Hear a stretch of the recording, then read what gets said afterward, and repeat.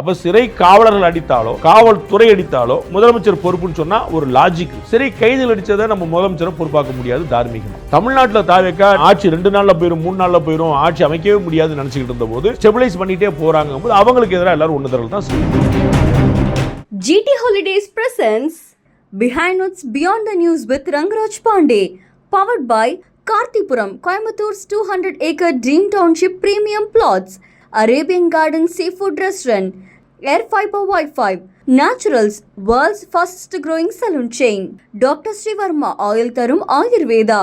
கடந்த ஆண்டு ஜூலை 1ஆம் தேதி விஜய் அவர்களுடைய தரப்புல இருந்து ஒரு போஸ்ட் ஒன்று வெளியிட்டாங்க.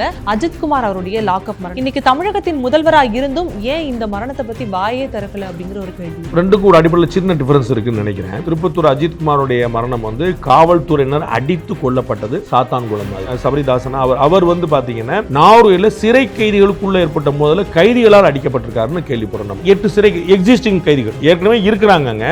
அவங்க மேலும் ஒரு வழக்கு அவங்க மேல தொடரப்பட்டிருக்கு. அதுல அவங்க அரெஸ்ட் காட்டப்பட்டிருக்காங்க. சோ இதுல வார்டன் சஸ்பெண்ட் பண்ணப்பட்டிருக்கிறாரு. ஆக்ஷன் கவர்மெண்ட் எடுத்திருக்கு. இது கைதிகளுக்குள்ள நடந்த மோதலா தான் புரிஞ்சு கொண்டிருக்கு. சோ அஜித்குமாரோட மரணத்துக்கு இதற்கான ஒரு பேசிக்கா வித்தியாசம் இருக்கு.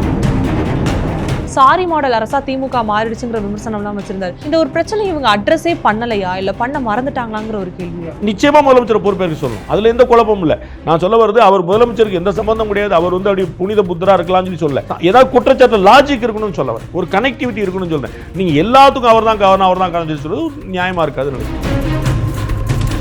அதே போல ஒரு 2 தினங்களுக்கு முன்னாடி ஒருத்தர் தாவேக்கையை சார்ந்த ஒரு நிர்வாகி ஒருத்தர் லஞ்சம் வாங்கியதா ஒரு வீடியோ ஒன்று வெளியாகுது. ஒரு சில நாட்களிலேயே அவர் மீது நடவடிக்கை எடுக்கப்பட்டு அவர் கட்சியிலிருந்தே நம்ம அந்த கட்சியில நிறைய பேர் ஏற்கனவே குற்ற பின்னணி கொண்டவங்க இருக்கிறாங்க. அதை நம்ம மறுக்கிறதுக்கு இல்லை. எல்லா கட்சியிலுமே இருக்கிறாங்க. ஸோ இந்த தாவேக்கால மட்டுமே இருக்கிறாங்கன்னு நம்ம சொல்லியிருக்கிறதுல பெண்கள்கிட்ட அத்துமீறது, லஞ்சம் வாங்குறது, மோசடி பண்றது, அவர் மீது நடவடிக்கை எடுக்கப்பட்டிருக்கு. கட்சி ரீதியா அவர் கட்சியிலிருந்து அடிப்படை உறுப்பினர்லேருந்தே நீக்கிறாங்க. நம்ம அரசு ரீதியா அவர் கைது செய்யப்பட்டு 15 நாள் நம்ம பேசிட்டு இருக்கும்போது 15 நாள் நீதிமன்ற காவலில் ஜுடிஷியல் கஸ்டடியில் ஜெயிலில் இருக்கிறார். ஸோ நம்ம குற்றங்கள் எப்பயுமே நடந்துகிட்டு இருந்திருக்கு. அது தாவேக்கா ஆட்சி வந்த பிறகு நடக்கக்கூடிய குற்றங்கள் இல்லை. நடவடிக்கை எடுக்கப்படுதா அப்படிங்கிற பார்க்கணும். குற்றங்கள் குறைக்கப்படுதா அப்படிங்கிற பார்க்கணும். அந்த வேலை நடவடிக்கை எடுக்கிறாங்கிற ஒரு ஆறுதல் குறித்து என்னுடைய கட்சிக்காரங்க அப்படிங்கிறனால இப்போதைக்கு நடவடிக்கை எடுத்திருக்காங்கிற ஆறுதல் அடையாது. வணக்கம் சார். கடந்த திங்கட்கிழமை அன்னைக்கு பூதாகரமான ஒரு பிரச்சனை தான் சிறையில் மரணமடைந்த ஒருவருடைய பிரச்சனை. இதை எப்படி பார்க்கலாம் அப்படிங்கிறதுக்கு முன்னாடி கடந்த ஆண்டு ஜூலை 1ஆம் தேதி விஜய் அவர்களுடைய தரப்புல இருந்து ஒரு போஸ்ட் ஒன்று வெளியிட்டாங்க அஜித்குமார் அவருடைய லாக்அப் மரணத்துக்காக. அப்போ தாவேக்காவுடைய கட்சி தலைவராகவே அவ்வளவு ஆதகத்தை வெளியிட்ட விஜய் அவர்கள் இன்னைக்கு தமிழகத்தின் முதல்வராக இருந்தும் ஏன் இந்த மரணத்தை பத்தி வாயே திறக்கல அப்படிங்கிற ஒரு கேள்வி இருக்கு. ரெண்டுக்கும் ஒரு அடிப்படையில் சின்ன டிஃபரன்ஸ் இருக்குன்னு நினைக்கிறேன். திருப்பத்தூர் அஜித்குமாருடைய மரணம் காவல்துறையினர் அடித்து கொல்லப்பட்டது சாத்தான்குளம் மாதிரி. காவல் போலீஸுடைய டைரக்ட் அட்டாக். இதில் சபரி ராஜன் அப்படின்னு நினைக்கிறேன், சபரிதாசன் அவர் பார்த்தீங்கன்னா நாகூரில் சிறை கைதிகளுக்குள்ளே ஏற்பட்ட மோதல கைதிகளால் அடிக்கப்பட்டிருக்காருன்னு கேள்விப்படுறோம். நம்ம அவர் முதல் விஷயம் லாக்அப் டெத்து கிடையாது. ஃபர்ஸ்ட் லாக்அப் டெத்துனா போலீஸ் ஸ்டேஷனில் இருக்கிறதுக்கு பேர் தான் லாக்அப் டெத்து. இது ஜுடிஷியல் கஸ்டடி, நீதிமன்ற காவல், சிறை. சரிங்களா? சிறையில் சிறையிலையுமே காவலர்கள் அடிச்சிருக்கலாம், அதையும் நம்ம பார்க்கலாம், மறுக்கிறதுல. ஆனால் நம்ம கேள்விப்படுற தகவல் இன்னைக்கு வரைக்கும் வந்திருக்கக்கூடிய தகவல், நம்ம பேசிட்டு தகவல், இது கைதிகள் அடிச்சிருக்காங்க. ஒரு 19 இடத்துல அவர் மேலே காயப்பட்டிருக்கிறது தெரியுது நமக்கு. 8 சிறை கைதிகள் இந்த வழக்கில் கைது செய்யப்பட்டிருக்காங்க. ஸோ இவரை அடித்த வழக்கில் 8 சிறை எக்ஸிஸ்டிங் கைதிகள் ஏற்கனவே இருக்கிறாங்க. அவங்க மேலும் ஒரு வழக்கு அவங்க மேலே தொடரப்பட்டிருக்கு. அதில் அவங்க அரெஸ்ட் காட்டப்பட்டிருக்காங்க. ஸோ இது கைதிகள் ஏதோ ஒரு காரணத்துக்கு அடிச்சிருக்காங்க. நம்ம இது போக நம்ம என்னன்னு பார்க்கணும். அதை நம்ம இவர் நீதிமன்ற காவலில் 15 நாள் சிறையில் அடைக்கப்பட்டு வைக்கப்படுறாரு. அதற்குள்ள கைதிகள் ஏதோ அவங்களுக்குள்ள ஒரு சண்டை வருது, மோதல் வருது. அதில் இவர் அடிக்கி தாக்கப்படுறாரு. அவர் மயக்கம் அடைஞ்சு உடனே சரி முடியாமல் மயக்கம் அடைஞ்சிடாரு. ஆஸ்பத்திரி கூட்டு போகிறாங்க, இறந்து போகிறாங்க தெரியுது. ஸோ இதில் வார்டன் சஸ்பெண்ட் பண்ணப்பட்டிருக்கிறாரு. அந்த 8 கைதிகள் சிறையில் அடைக்கப்பட்டிருக்கிறாங்க. ஆக்ஷன் கவர்மெண்ட் எடுத்திருக்கு. நம்ம பார்க்குறோம். இதில் காவல்துறைக்கு ஏதாவது சிறைத்துறைக்கு ஏதாவது தொடர்பு இருக்குதா, அவங்க தான் அடிச்சிருக்காங்களாங்கிறது போக விசாரணை தெரியும் நான் நினைக்கிறேன். ஏன்னா மனித உரிமை அமைப்பு உட்பட எல்லாருமே தலையிடுவாங்க. இப்போ வரைக்கும் கைதிகள் 8 பேர் அரெஸ்ட் காட்டப்பட்டிருக்கனால இது கைதிகளுக்குள்ள நடந்த மோதலா தான் புரிஞ்சு கொண்டிருக்கு. ஸோ அஜித்குமாரோட மரணத்துக்கு இதற்கான ஒரு பேசிக்கா வித்தியாசம் இருக்கு. ஓகே. ஆனால் இருந்தாலுமே விஜய் அவர்கள் தரப்புல இருந்து ஒரு மன்னிப்பு, ஏன்னா முன்னாடி நடந்தப்போ ஒரு சாரி சொல்லியிருந்தார், எக்ஸிஎம் சாரி சொல்லியிருக்கும்போது சாரி மாடல் அரசா திமுக மாறிடுச்சுங்கிற விமர்சனம்லாம் வச்சிருந்தார். இந்த ஒரு பிரச்சனை இவங்க அட்ரஸே பண்ணலையா இல்ல பண்ண மறந்துட்டாங்களாங்கிற ஒரு கேள்வி. நம்ம ஒரு சின்ன வித்தியாசம் பார்க்குறோம். காவல்துறை அடிச்சது அப்படிங்கும் போது காவல்துறைக்கு பொறுப்பு யாரு? உள்துறை.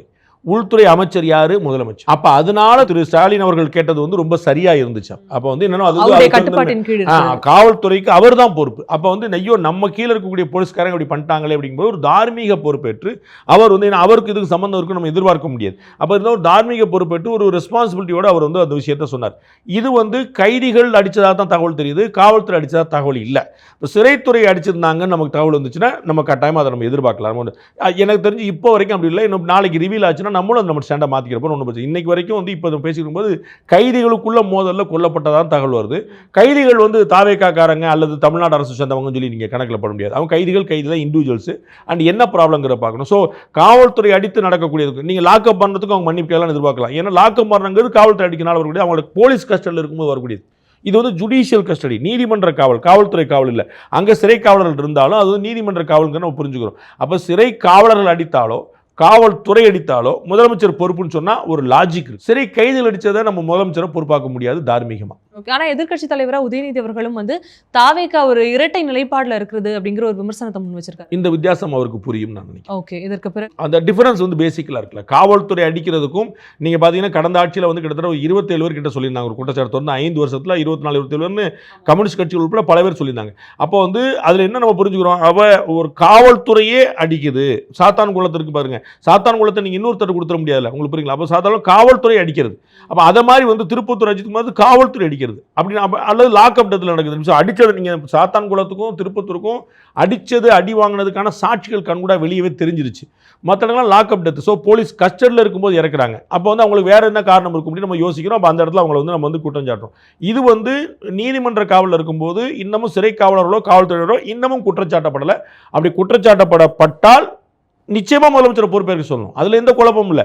நான் சொல்ல வருது, அவர் முதலமைச்சருக்கு எந்த சம்பந்தம் கிடையாது. அவர் வந்து அப்படி புனித புத்தராக இருக்கலாம்னு சொல்லி சொல்ல, ஏதாவது குற்றச்சாட்டு லாஜிக் இருக்கணும்னு சொல்ல, ஒரு கனெக்டிவிட்டி இருக்கணும்னு சொல்கிறேன். நீங்கள் எல்லாத்துக்கும் அவர் தான் கவர்னர் அவர் தான் காரணம் சொல்றது நியாயமாக இருக்காதுன்னு நினைக்கிறேன். ஒரே ஒரு கேள்வி, சந்தேகம் எப்படி வேணால் எடுத்துக்கலாம்.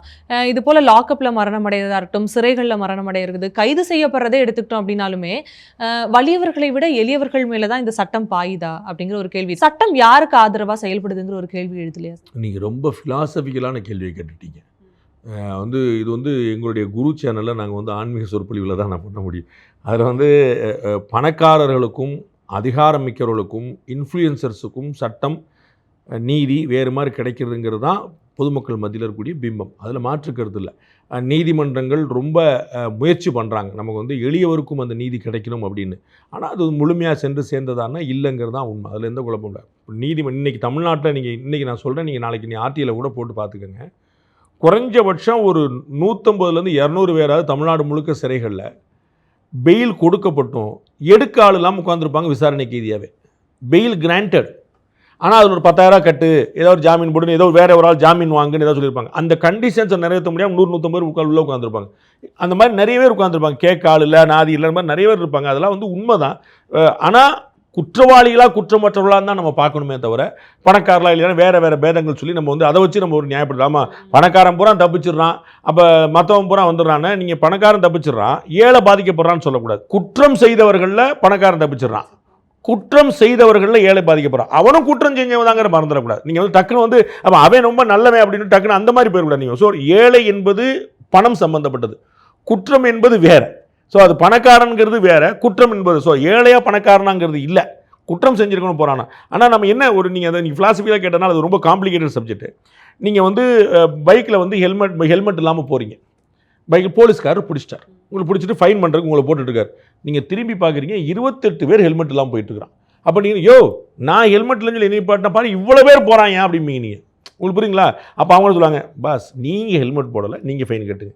அவங்க ஹெல்மெட் போடல, நாங்கள் பார்த்துக்குறோம். உங்களுக்கு புரியுங்களா? நீங்கள் எல்லாரும் ஹெல்மெட் போட நிப்பாட்டு அப்படின்னா டிராஃபிக் வந்து நிற்கும். அப்போ அவங்க ரேண்டமாக தான் பிடிப்பாங்க. அப்போ உங்களுக்கு என்ன தோணும்? 26 பேர் பக்கத்து, நீங்கள் இப்போ வீட்டில் போய் சொல்லுவீங்க 26 பேர் போயிட்டே இருந்தான், அவனெல்லாம் ஒருத்தன் கூட கேட்கல, சீட்டு பெல்ட் போடாமல் போகிறான், அவனை கேட்கல, என்னையே கேட்குறாங்க கேடுங்க. அப்போ நம்ம என்ன பார்க்கணும், எல்லாரையும் பிடிக்கிறாங்களா இல்லை, பிடிபட்டவர்கள் குற்றவாளிகளா நிரபராதிகளா, இவ்வளோ தான் நம்ம பார்க்கணும். பிடிபட்டவர்கள் குற்றம் சாட்டப்பட்டவர்களால நம்ம அந்த இடத்துல மாறுதல் அடைஞ்சிடும். ஆனால் நீங்கள் சொல்கிறது வந்து உண்மைதான், அது மறுக்கிறதுக்குல பணக்காரர்களுக்கு, அரசியல்வாதிகளுக்கு, அதிகார பின்புலம் கொண்டவர்களுக்கு ஒரு சகாயம் கிடைக்கிறது என்பது நிதர்சனமான உண்மை. இன்னைக்கு நடந்து முடிஞ்சிருக்கக்கூடிய அமைச்சரவை கூட்டம், எதற்காக இந்த கூட்டம் கூடப்பட்டது, கூட்டத்தினுடைய இறுதியில் என்ன நிறைவேற்றம் நடந்திருக்குங்கிற ஒரு கேள்வி இருக்கு. எதற்காக?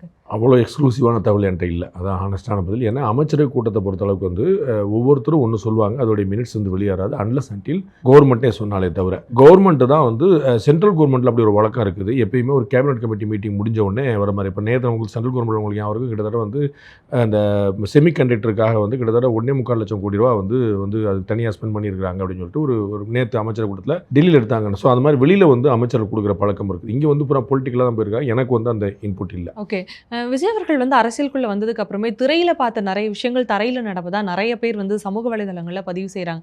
அதே போல் ஒரு 2 தினங்களுக்கு முன்னாடி ஒருத்தர் தாவேக்கையை சார்ந்த ஒரு நிர்வாகி ஒருத்தர் லஞ்சம் வாங்கியதா ஒரு வீடியோ ஒன்று வெளியாகுது. ஒரு சில நாட்களிலேயே அவர் மீது வந்து நடவடிக்கை எடுக்கப்பட்டு அவர் கட்சியிலிருந்தே வந்து தூக்குறாங்க.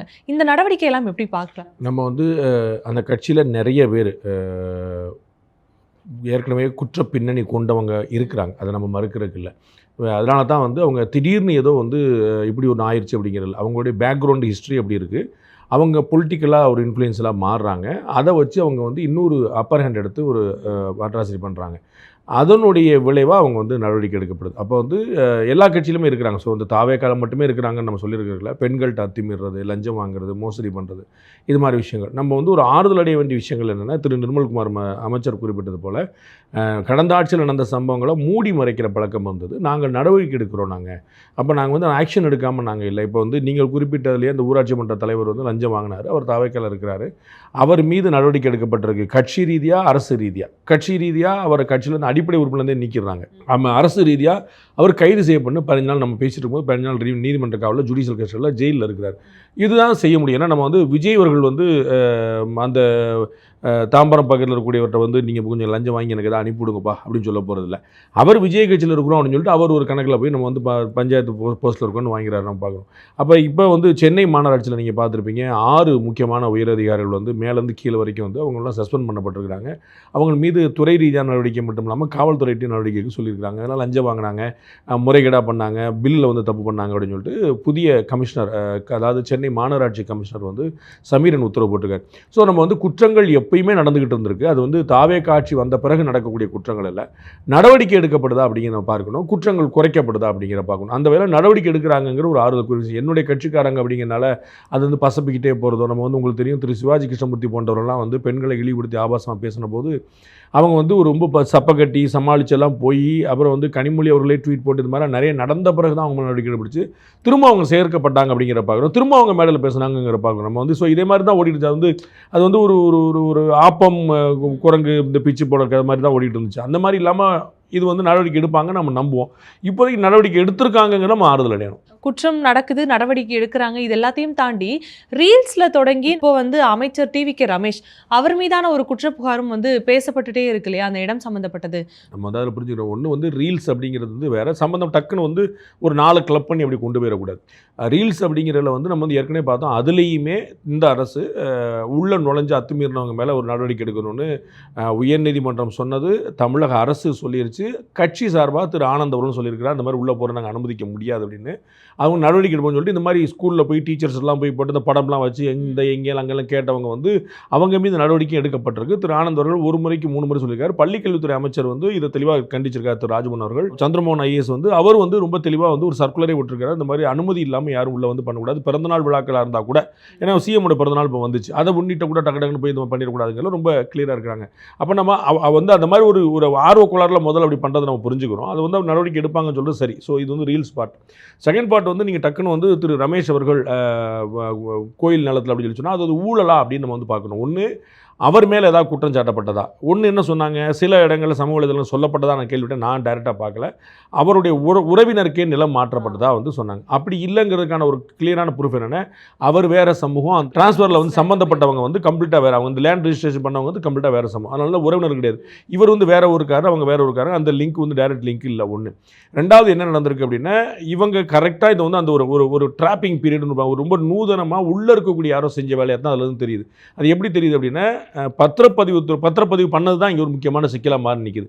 இடம் வந்து கோயிலுக்கு சம்பந்தமான ஒரு மடத்துக்கு சம்பந்தமான தண்டபாணி மடம் அப்படிங்கிற ஒரு மடத்துக்கு சம்பந்தமான லேண்டு, அது கோயிலுக்கு நிர்வாகத்தில் இருக்கக்கூடியது. அப்போ அந்த லேண்டுக்கு பார்த்தீங்கன்னா கரெக்டாக அறநிலையத்துறையுடைய அந்த கோயிலில் மேற்பார்வை பார்க்கக்கூடிய எக்ஸ்டர்னல் ஆஃபீஸர் ஒருத்தர் வந்து அப்போ தான் கரெக்டாக 2ஆம் தேதி ப்ரொமோட் பண்ணப்பட்டு 3ஆம் தேதி ப்ரொமோட் பண்ணப்பட்டு ட்ரான்ஸ்ஃபர் பண்ணப்படுறார். ஒன்று, அந்த பத்திரப்பதிவு செய்ததற்கு அந்த பத்திரப்பதிவு பழனி பத்திரப்பதிவு சார்பதிவாளர்கள் உள்பட ஒரு 130 சார்பதிவாளர்கள் வந்து அந்த அன்னைக்கு தான் மாற்றப்படுறாங்க. ஸோ மறுநாள் வந்து அந்த கோயிலுக்கு வந்து அறநிலைத்துறை சார்பாக ஒரு அதிகாரியும் அங்கே இல்லை, பத்திரப்பதிவு சார்பாக அங்கே ஒரு ஆளும் இல்லை, ரெண்டுமே வந்து வேற ஒரு ஆளை வச்சு போட்டு பண்ணி சமாளிக்கிற மாதிரி இருக்குது. அப்படி தான் ஜஸ்டின் மணிகண்டன் அப்படிங்கிற ஒருத்தர் வந்து வர்றார். அவர் வந்து ஆக்சுவலாக அந்த பதிவாளர் இல்லை. மறுநாள் 2ஆம் தேதி வந்து இன்னும் சொல்லப்போனால் கோவில் அறநிலையத்துறையிலேருந்து அந்த ஆஃபீஸர் வந்து யார் ப்ரொமோட் ஆகி ட்ரான்ஸ்ஃபர் ஆனால் அவர் வந்து ஒரு லெட்டர் கொடுத்துட்றாரு. 2ஆம் தேதி ஃபைம் நாட் ராங், இந்த ஜூலை மாதம் 2ஆம் தேதி வந்து இந்த மாதிரி லேண்ட் வந்து ரிஜிஸ்டர் பண்ணக்கூடாது அப்படின்னு. என்ன பிரச்சனை முக்கியமாக நடக்குன்னா, இந்த இடத்தை மாற்றி கைப்பற்ற முயற்சித்தவர்கள் மதுரை உயர்நீதிமன்ற கிளையை அணுகி ஏற்கனவே ஒரு ஆர்டர் வாங்கி வச்சிருக்காங்க, எங்களுக்கு பதிவு பண்ணணும் அப்படின்ட்டு. கோர்ட்டும் இதை கவனம் இல்லாமல், ஏன்னா பாதி டாக்குமெண்ட் தான் அவங்களுக்கு தாக்கல் செய்யப்பட்டிருக்கு, இருக்க டாக்குமெண்ட் வச்சுட்டு பதிவு பண்ணலான்னு ஆர்டர் போட்டுருச்சு. பதிவு பண்ணலாங்கிற ஆர்டரை காட்டி இவங்க வந்து வாங்கிடுறாங்க. இந்த மாதிரி ஒரு உத்தரவு வருதுன்னு தெரிஞ்ச உடனே அந்த கோவிலுடைய அதிகாரி வந்து என்ன செஞ்சுறாரு, அவர் வந்து அறநிலையத்துறை அதிகாரி என்ன செஞ்சுறாரு, அவர் வந்து இல்லை மாதிரி ரிஜிஸ்டர் பண்ணிடக்கூடாதுன்னு கரெக்டாக அது 2ஆம் தேதி போடுறாரு. ஸோ 3ஆம் தேதி இந்த ரெஜிஸ்ட்ரேஷன் நடக்குது. 2ஆம் தேதி அந்த திருப்பி அதான் ஏற்கனவே இந்த மாதிரி பண்ணக்கூடாதுங்கிற நோட்டிஃபிகேஷன் ஏற்கனவே இருக்குது, கோயில் நிர்வாகத்துலேருந்து ஏற்கனவே இருக்குது, திருப்பி ஒரு நாள் முன்னதாகவும் கொடுக்கப்படுது. அப்போ வந்து இந்த காக்காவுக்கார பணம்பலம் விழுந்த கதையா இல்லாட்டி திட்டமிட்டு நகர்த்தப்பட்ட ஒரு சதியா அப்படிங்கிற நம்ம பார்க்கணும். இந்த பக்கம் அந்த சார்பதிவாளர் உட்பட 130 பேர் மாற்றப்படுவது, அந்த பக்கம் கோயிலுடைக்கு அறங்காவலர் குழு அறநிலைத்துறையில் இருந்தவர் ப்ரொமோட் பண்ணி ஷிஃப்ட் பண்ணப்படுறது, அந்த கேப்பில் இந்த ரெஜிஸ்ட்ரேஷன், இது வந்து ஒரு சஸ்பீஷன் ஆக்டிவிட்டியாக இருக்குது. நமக்கு ஆறுதல் அடைய வேண்டிய விஷயம் என்ன, அரசாங்கமே முன் வந்து இது தொடர்பான ஒரு வழக்கு நடத்தி உயர்நீதிமன்றத்துக்கு போய் அதை ரத்து பண்ண வச்சுருக்காங்க. அந்த ரெஜிஸ்ட்ரேஷன் இப்போ கேன்சல் ஆகிருக்கு. இது அரசாங்கம் தான் இனிஷியேட் பண்ணியிருக்கு. அரசாங்கமே போய் இதை சிபிசிஐடிக்கு விசாரணை கொடுத்துருக்கு. இப்போ நம்ம எப்படி ஆறுதல் அடைய வேண்டியிருக்குது, இப்போ ஆம்ஸ்ட்ராங் கொலை வழக்கில் வந்து சிபிஐ விசாரணை வேணும்னு சொல்லி கேட்டபோது முந்தைய திமுக அரசு சிபிஐ விசாரணை கூடாதுன்னு சொல்லுச்சு. ஏன் சொல்லுது அப்படின்னு நமக்கு புரியவே இல்லை. நமக்கு வந்து ஆம்ஸ்ட்ராங் வந்து படுகொலை வந்து கண் முன்னாடி பார்த்துருக்கணும், அது கொன்றவர்கள் யாராக இருந்தாலும் அவங்க நடவடிக்கை எடுக்கணும். எங்கள் மேல் நம்பிக்கை இல்லைன்னு ஒருத்தங்க கேட்குறாங்க, நோ ப்ராப்ளம். ஏன்னா அரசாங்கம் செய்தது ஸ்டாலின் செய்ததுன்னு யாரும் சொல்ல போகிறது இல்லை. அப்போ யாரோ வந்து செஞ்சுருக்காங்க, அது அரசாங்கம் மறைக்க பார்க்குதா அப்படிங்கிற டவுட் வந்துடக்கூடாதுங்கிறக்காக அவங்க சிபிஐ விசாரணை கேட்கணும். நல்லா பண்ணிக்கங்கப்பா, எங்களுக்கு ஆம்ஸ்ட்ராங் கொலைக்கு தீர்வு கிடைச்சா போதும், நீதி கிடைச்சா போதுன்னு சொன்னால் பண்ணக்கூடாதுன்னு இவங்க சுப்ரீம் கோர்ட் வரைக்கும் போய் நின்னாங்க. அப்போ தான் ஏங்கிற கேள்வி வருது. அப்போ அதுபோல் இங்கே வந்து இவர்களே சிபிசிஐடி விசாரணைக்கு அரசாங்கம் உத்தரவிட்டும் போது நமக்கு ஒரு ஆறுதல் அடைய வேண்டிய விஷயமா இருக்கு. ரமேஷ் சார் இருக்கட்டும், இதுக்கு முன்னாடி தாவேக்காவில் இருக்கக்கூடிய ஒவ்வொருத்தர் மீது இந்த மாதிரியான குற்றச்சாட்டுகள் வரும்பொழுது தாவேக்காவினரை மட்டுமே அனைவரும் முற்று நோக்குகிறார்களா, அவர்களை மட்டுமே குறி வைக்கிறாங்களா அப்படிங்கிற ஒரு கேள்வி நம்ம வந்து அதான் திரும்பவும் சொல்கிறேன், எல்லாத்தையும் பொதுவாக நீங்கள் கொண்டு போயிடக்கூடாது. இதற்கு முன்னாடி வந்து ஒரு பவுடரை வந்து ஒருத்தர் பண்ணார் அப்படிங்கிற சரத் அப்படிங்கிற அந்த அமைச்சருக்கும் இதை நீங்கள் ஒன்றுபடுத்திடக்கூடாது, அதை நம்ம புரிஞ்சுக்கணும். அது வந்து பழசாக இருந்தாலும் அது வந்து விசாரிக்கப்பட வேண்டிய விஷயம். அது வந்து 2 வருஷம் முன்னாடி இருந்துச்சுன்னா ஒரு கொலை, ஏற்கனவே சொன்னேன் உங்கள்கிட்ட, ஒரு கொலைங்க 10 வருஷம் முன்னாடி இருந்துச்சு விடுங்க, 2 கவர்மெண்ட் மாறி போச்சுங்க, 10 வருஷம் முன்னாடி கொலை போய் கேட்டுருக்கீங்க சொல்ல முடியாது. கொலை தான். அதுபோல் வந்து போதைப்பொருள் பொதுவெளியில் பயன்படுத்தி இருந்தால் சட்டப்படி குற்றம், அதில் சந்தேகம் மேலே நடவடிக்கை தான். பயன்படுத்தி இருந்தால் அதில் வந்து குழப்பம் இல்லை. ஸோ அதையும் இதையும் நீங்கள் கம்ப்ளைண்ட் பண்ணிடக்கூடாது, கம்பைன் பண்ணிடக்கூடாது. அடுத்த பாயிண்ட் வந்து ஆட்டோமேட்டிக்காக தாவகா மேலே தான் எல்லாருடைய பார்வை இருக்கும். அவங்க தான் ரூலிங் பார்ட்டி. இதற்கு முன்னாடி திமுக மீது பார்வை இருந்துச்சு, இப்போ பாஜக மீது பார்வை இருக்குது சென்ட்ரல் கவர்மெண்ட்டில். ஆப்வியஸ் அப்படி தான் இருக்கும். நீங்கள் வந்து அயோத்தி ராமர் கோயில் வந்து ஒரு தனியார் ட்ரஸ்ட்டு உங்களுக்கு, அந்த ட்ரஸ்ட்டில் வந்து ஒரு மோசடி நடந்திருக்கு. அது அரசாங்கம் சம்பந்தமானதோ கோயில் சம்பந்தமான ஒரு ட்ரஸ்ட்டு தான் அதை ஹேண்டில் பண்ணுது. அந்த ட்ரஸ்ட்டில் வந்து ஊழல் நடக்குது, அது பயங்கரமாக கண்டிக்கப்பட வேண்டியது, தண்டிக்கப்படுது, மாற்று கருத்தில். ஆனால் அது நேரடியாக யூபி முதலமைச்சர் யோகி ஆதித்யநாத் பதில் சொல்லணும் அப்படிங்கிற போய் நரேந்திர மோடி பதில் சொல்லணுங்கிற அளவுக்கு ஏன் ராமர் கோயில் கட்டணும்னு இவங்கெல்லாம் சொன்னனாலேயே அதில் நடவடிக்கை எடுக்கணுங்கிற அங்கே ஊழலுக்கு இதுக்கு எப்படி நம்ம ஏற்கனவே சொன்ன மாதிரி கீழே ஒருத்தர் வந்து செங்கல்பட்டில் ஒரு திமுக நிர்வாகி வந்து ஒரு பாலியல் குற்றச்சாட்டில் ஈடுபடுறாருன்னா அதற்கு நீங்கள் திமுக தலைவர் ஸ்டாலினை தொடர்படுத்த முடியாது. அதில் வி ஹேட் பி கிளியர். அப்போ அந்த மாதிரி வந்து ஒவ்வொருத்தரும் ஒன்று சொல்லி எல்லாத்தையும் நீங்கள் கம்பைன் பண்ணிட முடியாது. அப்போ சரத் அவர்கள் என்ன செஞ்சார் அப்படிங்கிறத தனியாக நீங்கள் பார்க்கணும். ரமேஷ் அவர்கள் என்ன செஞ்சாருன்னா அந்த குற்றச்சாட்டு உண்மை இருக்காங்கிறத நீங்கள் தனியாக பார்க்கணும். அது மாதிரி ஒன்னொன்றையும் தனித்தனியாக பார்க்கணும். நீங்கள் பள்ளிக்கல்வித்துறை அமைச்சர் வந்து தனியாருக்கு சாதமாக செயல்பட சீமான் சொல்கிறார், என்ன செயல்பட்டாருங்கிற சொல்லணும். இதற்கு முன்னாடி ஊழல் பண்ணி அனுமதி கொடுத்துட்டு இருந்தாங்க, இப்போ லஞ்சம் வாங்காமலே அனுமதி கிடைக்குதுன்னா நீங்கள் மகிழ்ச்சி அடையணும். நீங்கள் எதுக்கு அப்படி தனியார் கொடுக்குறீங்கன்னு கேட்டால் தனியார் கொடுக்கூடாங்க என்ன லட்சணம் என்ன நியாயம் தெரியல. 51% மாணவர்கள் தனியார் பள்ளியில் தான் படிக்கிறாங்க. அப்போ நீங்கள் 51% மாணவர்கள் மாணவர்கள் வந்து நடுரோட்டுக்கு வந்துடணும், பள்ளிக்கூடத்தில் மூடிடணும்னு சொல்கிறீங்களா? இது வந்து ஒரு ஒரு ஒரு சென்சிபிளான கேள்வியாக எனக்கு வந்து தெரியல. ஊழல் இருக்குதா, முறைகேட்டுக்கான வேற விஷயம். தாவேகா பக்கம் பார்க்குமானா ஆட்டோமேட்டிக்காக தாவேகா பக்கம் தான் பார்க்கணும். அவங்க தான் ரூலிங் பார்ட்டி. இன்னொரு முக்கியமான பிரச்சனை என்ன, வம்படியா திரு விஜய் என்ன செஞ்சுட்டாரு அப்படின்னா, நாங்கள் தூய சக்தின்னு வேற சொல்லிட்டார். உங்களுக்கு புரியுங்களா? நான்லாம் சிகரெட்டே குடிச்சது இல்லை அப்படின்னு சொல்லிட்டா உங்கள் கையை எல்லாரும் பார்த்துக்கிட்டே இருப்பாங்க. உங்களுக்கு புரியுங்களா? நீ 19 அப்படின்னா ஒரு சிகரெட் குடிக்கிறா போய், நீ சிகரெட் குடிக்கிறியாப்பா அப்படின்னு குடிச்சிடுவாங்க. நீங்கள் சிகரெட்டே குடிக்க மாட்டேன்னு சொல்லிட்டு, ஏய் அன்னைக்கு என்னப்பா சிகரெட் குடிக்க மாட்டேன் அவ்வளோ சவடால பேசுனா கையில் தம்மோட நிற்கிறேன்னு கேட்டுருவாங்க. இவர் தூய சக்தின்னு சொல்லாமல் அந்த அவங்க தீய சக்தி, இவங்க தூர்ந்து போன சக்தின்னு சொல்லிட்டு பேசாமல் இருந்தானே வேறு விஷயம். அவங்க தீய சக்தி, நாங்கள் தூய சக்தினார்ல, வாங்கப்பா தூய சக்தியை பார்த்துருவோம் அப்படின்னு கிளம்பிட்டாங்க. Which is very obvious. நீங்க சொன்ன மாதிரி தான் இப்போ எல்லாருடைய கண்ணும் இவர் மேல தான் இருக்குங்கிறத தாண்டி ஒரு பொது எதிரியாவே தாவேகா மாறிடுச்சாங்கிறது. ஏன்னா இந்த கட்சிகள் எடுத்துக்கிட்டோம்னா திமுக, அதிமுக, நாம் தமிழர் கட்சி, இவங்க எல்லாருமே இப்போ வந்து விஜய் அவர்களுக்கு ஆப்போசிட் சைடில் இருக்காங்க இல்லையா? இடைத்தேர்தல் வருது அப்படின்னாலும் சரி, பொதுவாகவே அரசியல் களத்தை பொறுத்த வரைக்கும் எல்லாருக்குமான ஒரு பொது எதிரியா தாவேகா மாறி இருக்கா? அப்படிதான் இருக்கும்னு நான் சொன்னேன். இப்போ உங்களுக்கு ஏன் அப்படின்னா ரூலிங் பார்ட்டியாக இருக்கிறாங்க. டெல்லியில் இண்டி கூட்டணின்னு ஒன்று இருக்குதே, அதில் எத்தனை பேர் இருக்கிறாங்க? 36 பேர் இருக்கிறாங்கன்னு அவங்க கிளைம் பண்ணாங்க. திரு ரஜினிகாந்த் என்ன சொன்னார், ஒரு கட்சிக்கு எதிராக இவ்வளோ பேர் திரள்றாங்கன்னா யார் பெரிய ஆள்னு கேட்டார். அப்போ ஒரு கட்சியால் வீழ்த்த முடியல. முன்னாடி வந்து காங்கிரஸ் கட்சி ரூலிங் பார்ட்டியாக இருந்தது, பாஜக பின்னாடி இருந்துச்சு. இன்றைக்கி பாஜக ரூலிங் பார்ட்டி ஆயிடுச்சு, காங்கிரஸ் கட்சியால் சமாளிக்க முடியல. அவ்வளோ பெரிய கூட்டணி, நீங்கள் வாங்கன்னு இன்றைக்கி வந்து திருமாவளவன் என்ன சொல்கிறாரு, தாவேகாவும் திமுகவும் ஒன்று சேரணுன்றார். எங்கே? இண்டி பிளாக்ல. எங்கே? பிஜேபி எதிர்க்கிறதுக்கு. உங்களுக்கு புரியுங்களா? திமுக தாவேகாவுக்கும் திமுகவுக்கும் தான் அரசியல் பிரச்சனைன்னு சொல்லிட்டு இருக்கோம். அரசியல் எதிரின்னு அவங்களே கிளைம் பண்ணுறாங்க. திரு ஆர்எஸ் பாரதி குறிப்பிட்றாரு, எங்களுக்கு எதிரி தாவேகா தான். தாவேகா சொல்லுது எங்களுக்கு எதிரி திமுக தான் சொல்லிட்டு. இவங்க 2 ஒன்று சேரணும் திருமாவளவன் சொல்கிறாரு எங்கே? டெல்லியில். ஒய்? அப்போ பிஜேபி வந்து ஸ்ட்ராங்காக டெல்லியில் இருக்கும்போது அவங்களுக்கு எதிராக எல்லாரும் ஒன்று சேர தான் பார்ப்பாங்க. தமிழ்நாட்டில் தாவேகா ஆட்சி 2 நாளில் போயிடும், 3 நாளில் போயிடும், ஆட்சி அமைக்கவே முடியாதுன்னு நினச்சிக்கிட்டு இருந்தபோது ஸ்டெபிலைஸ் பண்ணிகிட்டே போகிறாங்கும்போது அவங்களுக்கு எதிராக எல்லாரும் ஒன்று தரல் தான் செய்வாங்க. Behind Roots Beyond the News with Rangaraj Pandey. Title sponsor GT Holidays, South India's #1 travel brand. Powered by Karthipuram 200-acre Dream Township in Coimbatore. Ready to construct premium villa plots. And commercial plots with world-class infrastructure. Arabian Garden Seafood Restaurant. Ever fresh, ever delicious seafoods. இப்போது தமிழகம் எங்கும். Air Fiber Wi-Fi all in one plans. Wi-Fi, OTT, IPTV. Pay 6, get 6 months free. Naturals, world fastest growing saloon chain. Doctor Sreevarma wellness, அனைத்து நோய்களுக்குமான ஆயுர்வேத மருத்துவம் தமிழகம் எங்கும். GT Holidays presents Behind What's Beyond the News with Rangaraj Pandey. Powered by Karthipuram, Coimbatore 200-acre Dream Township Premium Plots. Arabian Garden Seafood Restaurant. Air Fiber Wi-Fi. Naturals, world's fastest growing saloon chain. Doctor Sreevarma oil தரும் ஆயுர்வேதா.